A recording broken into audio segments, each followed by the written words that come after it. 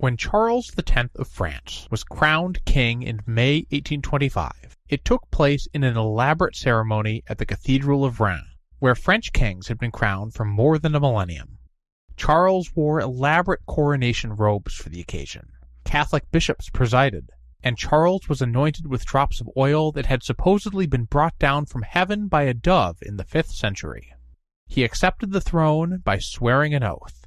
In the presence of God, I promise to my faithful people to maintain and honor our holy religion as becomes the most Christian king and eldest son of the Church, to render justice to all my subjects, and to govern in conformity with the laws of the kingdom and the constitutional charter, which I swear to observe faithfully, so help me God.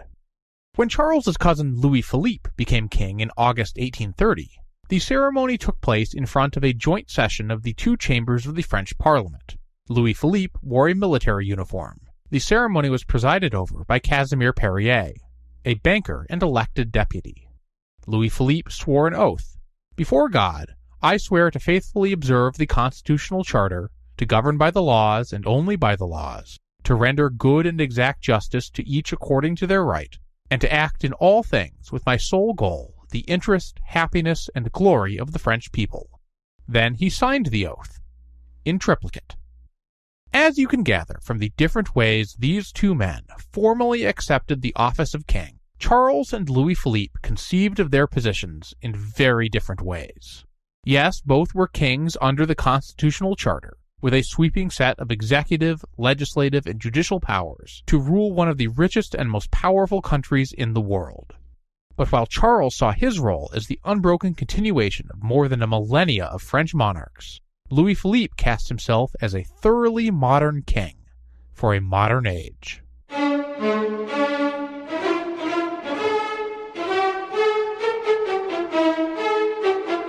This is the Siècle. Episode 48. Citizen King. Welcome back, everyone. Today we're going to lay the groundwork for the July monarchy to come by looking at our July monarch himself, and the ways in which Louis-Philippe's personality and ideals will shape his kingship. Before I continue, I wanted to, as always, thank all of you for listening to the Siècle. Your word of mouth is how this podcast finds new listeners. What's particularly helpful is if you post positive reviews, either of the show as a whole or of particular episodes, on social media, and tag the Siècle in them. Then I can repost these testimonials, which will have more impact because they are actual listeners praising the show, and not just me tooting my own horn. For example, listener Edgardo Block posted on Blue Sky, calling one episode deftly packed with abundant information, all delivered in engaging fashion, and saying the show overall is highly relevant to our own moment here in the U.S. This stuff helps a lot. The Siècle is active on Twitter/X, Blue Sky, Facebook, Instagram, and YouTube. Find links to its accounts on all of them at thesiècle.com/about. I also want to thank everyone who has supported the show financially, including the Siècle's network, Evergreen Podcasts. Your donations help me pay for new books, for help with things like producing interview transcripts, and also support my family's budget. That's been especially important as I write this in November 2025, in the middle of a government shutdown. My federal employee wife hasn't been paid in over a month. The best way to financially support the Siècle is on Patreon, where for as little as $1 per month you can help the show and skip all the annoying ads with an ad-free feed. More than 200 of you support me on Patreon, including new backers Francesco Azzoni, Rochelle is Fantastic, Dan Valcourt, Devlin McLeod, and Martin Safchak. If you aren't in a position to make a recurring donation via Patreon, I also have a Ko-Fi account set up where you can make one-time donations. Thank you to everyone who has donated on Ko-Fi, including Mark, Galena R., William, Rosemary Utz, Ruben Eric Diaz-Plaha, Jim, Alan Scott, Craig Tile, Wayne, Chris J., and Hassan. You can also imitate listener John C. Robinson Jr., who recently bought me 2 books off my wish list. Find links to this and all other ways to support the show at thesiècle.com/support.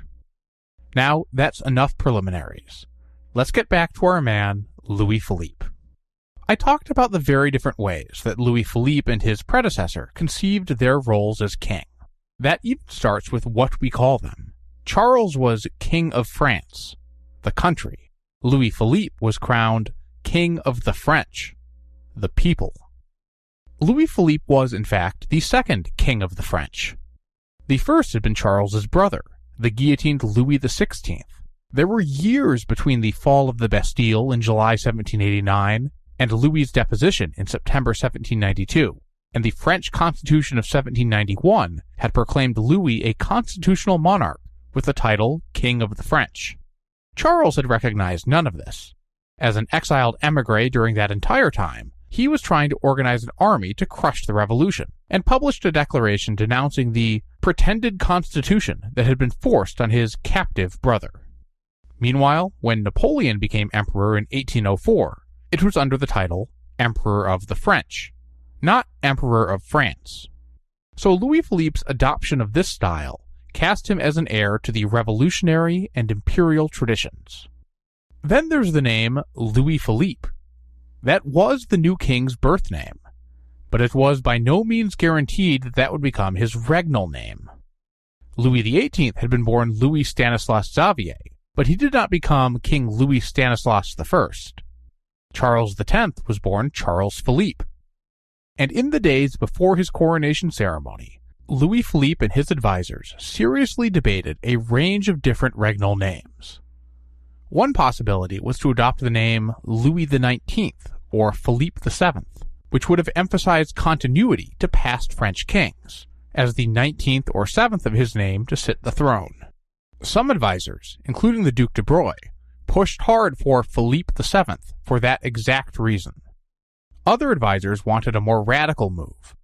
Adopting a name like Louis I or Philippe I would have represented a total break from the past, an assertion of a new dynasty completely incompatible with the 24 prior Louis and Philippes.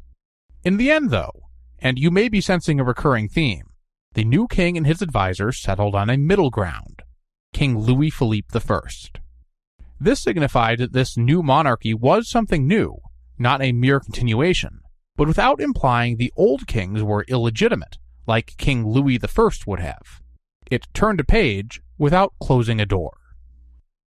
So Louis-Philippe intended to be a modern king. But what did being a modern king mean to him? One thing he did not intend was to be a mere figurehead, one who exercised primarily ceremonial powers. In Great Britain, for example, Parliament had long since taken the leading role in shaping public affairs. British monarchs still had powers, and used them, especially to block policies or politicians they disliked. But by 1830, it had been more than a century since British kings had used their power to veto a bill passed by Parliament. They generally tended to wield their influence within the House of Commons, rather than in opposition to it. Louis-Philippe had no intention of riding roughshod over Parliament, like Charles had tried to do. But he also didn't plan on playing second fiddle to them. He was an intelligent man who had followed politics and government affairs all his life. He had spent decades interacting with the crowned heads of Europe, and was related to many of them. Louis-Philippe thought he had something to offer as a leader. He also thought, on the basis of a lifetime interacting with French politicians, that these men needed a leader. Without him, he increasingly believed, the system would collapse under the weight of his ministers' egos and rivalries. Needless to say, these politicians had a different opinion. One of them, Adolphe Thiers, summed up the alternative viewpoint in a phrase: "The king reigns, but does not govern." Thiers, and to lesser degrees other leading politicians of the July monarchy, saw themselves as responsible primarily to Parliament, and Louis-Philippe as an interfering busybody. As we will see in coming episodes, both sides of the argument had some merit. In practice, Louis-Philippe took an active hand in managing his council of ministers. This was the area where he had perhaps the most in common with his predecessor Charles. Both kings had chaired their own ministerial meetings, sometimes to comic effect. Charles not only directed the general course of affairs, but was involved in even the smallest details, wrote the naval minister Baron de Haussay. He never let his other priorities, like hunting or mass, interfere with ministerial meetings, which usually lasted at least 3 hours. These long meetings could be boring. Charles would pass the time by cutting up pieces of paper into unusual patterns. Not uncommonly, a minister would fall asleep. Charles would laughingly announce that the dozer was not to be disturbed. Louis-Philippe, likewise, refused to delegate the task of running meetings to a prime minister. A hard-working man who believed that every waking moment should be filled with activity, he was ready to spend as long as it took to sort out government policy. One extreme, and extremely funny, example comes from October 1830, when the Council of Ministers was in the middle of a political crisis. Louis-Philippe brought the meeting to order at 9 a.m., and was still presiding over the ministers' debates by 5:30 p.m. At that point, Louis-Philippe excused himself to go to the bathroom, and his exhausted ministers took the opportunity to run for it. Hearing the commotion, the King of the French burst out of the lavatory, holding his trousers up with one hand, yelling at his aides to track down the fleeing ministers. Louis-Philippe ruled a monarchy born from revolution, a fundamental tension that will never go away. And the king himself embodied this contradiction, because this is a man who was literally born in a palace, a descendant of kings. He married a princess. He was the richest man in France. On the other hand, Louis-Philippe was also a man who had embraced the French Revolution and fought in its armies. He had then been driven into exile, earned a living as a schoolteacher, and spent 3 years living in the Republican United States of America. There he met Alexander Hamilton and George Washington. He would later write that his 3 years in America had a great influence on my political opinions. He had traveled widely, visiting places as diverse as Lapland, Niagara Falls, and Cuba. He had experienced struggle and danger, and had been changed by these experiences. So which one was the real Louis-Philippe? The wealthy prince living a life of ease, or the man of the people, in tune with new ideas and unafraid of toil and adventure? There's no need to choose. The important thing is that both aspects were parts of Louis-Philippe's personality.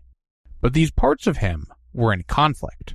Louis-Philippe's attempt to thread this needle was with the concept that gave this episode its title, Citizen King.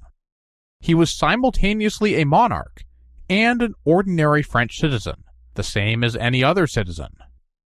Unfortunately for Louis-Philippe, he will find it difficult, if not impossible, to be simultaneously citizen and king. Instead, he will be pulled by circumstances to prioritize one or the other side. In the early months of his reign, for example, Louis-Philippe will lean into his revolutionary origins. For several nights each week, the Palais Royal was open to the public. Crowds would gather underneath the king's window and chant for Louis-Philippe to appear, which he usually did. Then the king and the crowd would join together in singing the revolutionary anthem, La Marseillaise. This song had been banned under the Restoration, as I covered in Supplemental 8, but now it was embraced by the king himself. Indeed, one of Louis-Philippe's first actions as king was to grant a pension to Claude-Joseph Rouget de Lille, La Marseillaise's elderly composer. Louis-Philippe also abolished a great deal of the ceremony and pomp and circumstance that had traditionally surrounded the French monarch. For example, he ordered that guests at his dinners not rise when he entered the room. And you might remember from episode 44 that Charles was surrounded by a rigidly formal royal court, high aristocrats with titles like First Gentleman of the Bedchamber and Grand Squire of France. Louis-Philippe was having none of that. Right from the start, he abolished the formal royal court. All those court offices were gone. He gutted the institutions of the royal household, including offices in charge of the royal stables, royal hunts, and other forms of entertainment. The opera composer Gioacchino Rossini saw his title of First Composer of the King abolished, and left Paris in disgust. Hunting rights in royal forests were leased out to members of the public. Louis-Philippe even banned people from using the word court to describe his entourage. The most famous examples of Louis-Philippe's new egalitarian style were his walks. Wearing a simple coat, carrying an umbrella, and accompanied only by a single aide, Louis-Philippe would leave his palaces and go for strolls around Paris. The writer Alfred de Vigny memorably describes the scene. I saw a multitude of men, women, and children come running, and in the middle, struggling to get through, a man in a gray hat and brown coat with a large umbrella under his arm, who was shaking hands on all sides with anyone who got close, which was necessary as a rampart or shield to fend people off. He arrived at the foot of the great staircase in a dreadful state, with his waistcoat undone, his sleeves torn off, and his hat battered by the greetings he had exchanged in the depths of the crowd that submerged him. It was the king. It's impossible to imagine Louis XVIII or Charles X doing something like that, or at the very least outside of a special occasion. Even the king's clothes were novel. Louis XVIII and Charles X occasionally wore the bourgeois frock coat, but more often they wore military uniforms in public. Louis XVIII had even modified his frock coats to include military epaulets. In contrast, Louis-Philippe primarily wore simple frock coats. He even passed the dress code on to his servants, abolishing liveries in favor of generic coats. Many of Louis-Philippe's own advisors viewed all this behavior as disgustingly democratic and unbecoming of a king, especially, horror of horrors, shaking hands with all and sundry. He ignored them and persisted, at least for a while. As time passes, though, Louis-Philippe's aristocratic side will assert itself, and he will pull back from these democratic gestures. For example, after some time, François Guizot supposedly urged Louis-Philippe to stop singing La Marseillaise on his balcony for the crowds. "Do not concern yourself," the king is said to have replied. "I stopped saying the words long ago." Within a few years, the royal footmen were back in livery. Louis-Philippe had more than once mistaken his servants for deputies, asking the footmen which department they represented. And the famous walks eventually ended too. Partly this was for reasons of simple security after attempts to assassinate Louis-Philippe, but partly the king himself will become less enthusiastic about his citizenry, and they with him. But that is a story for future episodes. Stepping back from affairs of state, let's talk a bit about Louis-Philippe the person. For example, if you're just listening to the show and not following the annotated transcripts at thesiècle.com, it's possible you might have no idea what Louis-Philippe looks like. He was 56 years old in July 1830, and his youthful good looks had long since faded. He had gained weight, not to the degree of Louis XVIII, but he was definitely portly.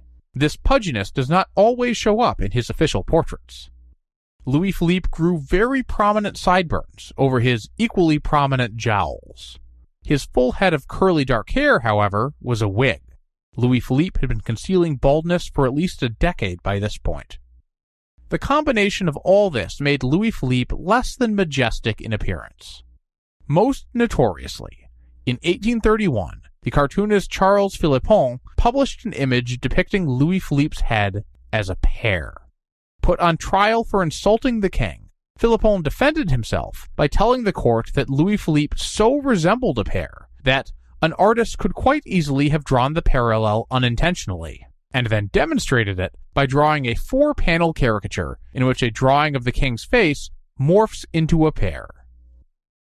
Despite the attempt to suppress the insult by putting Philippon on trial, the image of Louis-Philippe as a pear became a near universally recognized symbol. All this was unfortunate for Louis-Philippe, since the king was hardly a glutton or a layabout.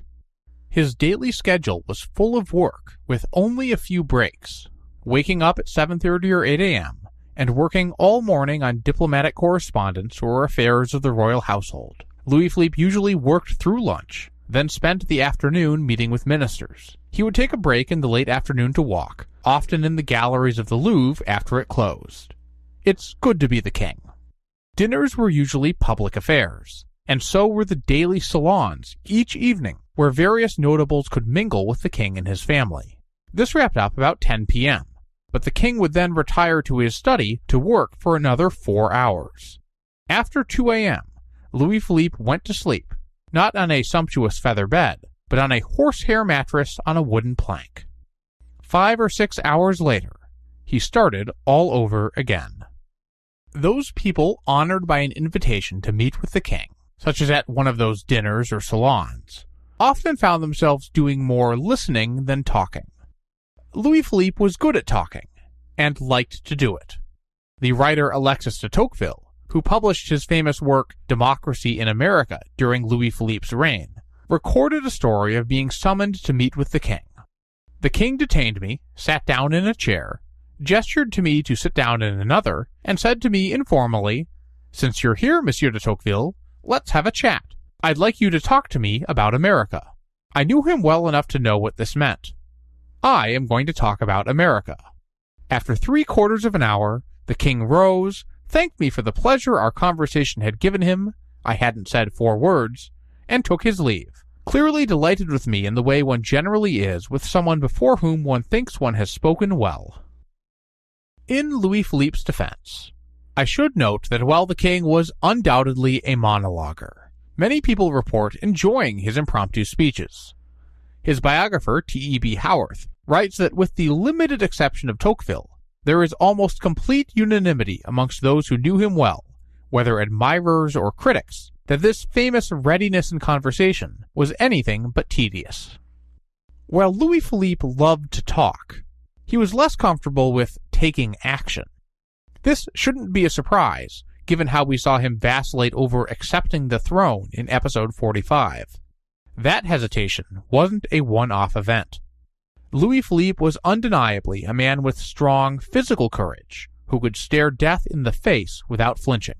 In July 1835, for example, Louis-Philippe was riding through the streets of Paris in a parade celebrating the July Revolution when a volley of gunfire erupted.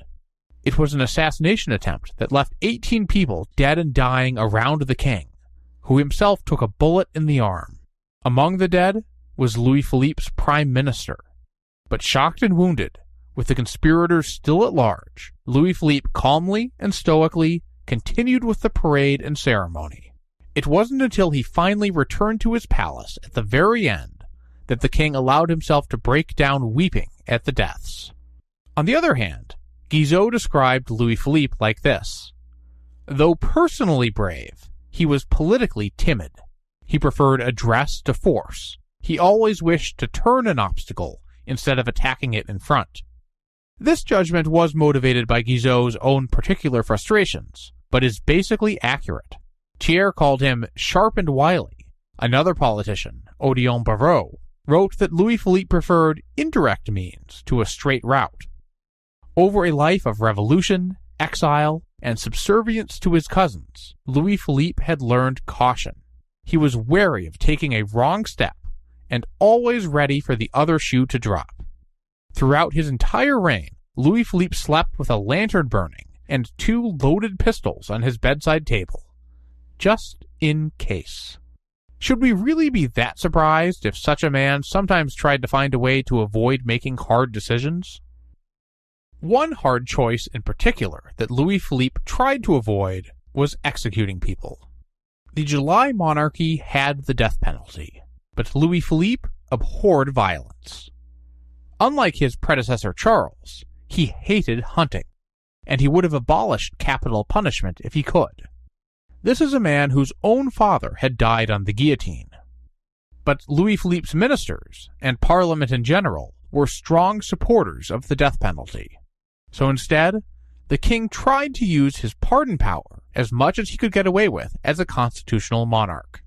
The socialist historian Louis Blanc, otherwise a fierce critic of the king, called him more human than any prince of his time because of his respect on principle for the inviolability of human life. A close aide told the story of walking into the king's study during one of those late-night working sessions the king did almost every day.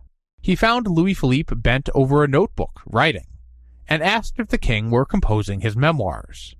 "My God, no," Louis-Philippe replied. "You see me occupied with something a great deal sadder. In this notebook I enter the names of criminals condemned to the death penalty, those whom my prerogative of mercy has not been able to protect against my conscience and the decision of my ministers." One entry in the book read, "Alibo, to my great regret." Monsieur Alibo had been executed, over Louis-Philippe's objections, for the crime of trying to assassinate Louis-Philippe. Louis-Philippe's opposition to capital punishment was sincere and deeply felt. But remember, he was the king. He had a legal right to pardon anyone he wanted to. A bolder man could have used that power to spare all these convicts' lives, whatever the political cost. But Louis-Philippe was not that kind of man. He preferred indirect maneuvers over frontal assaults, and so he pleaded and bargained, and saved some, but not all, of the men whose lives were in his hands. Next time, we're going to dive back into the narrative, as a king full of contradictions tries to govern a country full of contradictions too. The new July monarchy will be battered from the very beginning, as Louis-Philippe and the various factions of victorious rebels struggle for control.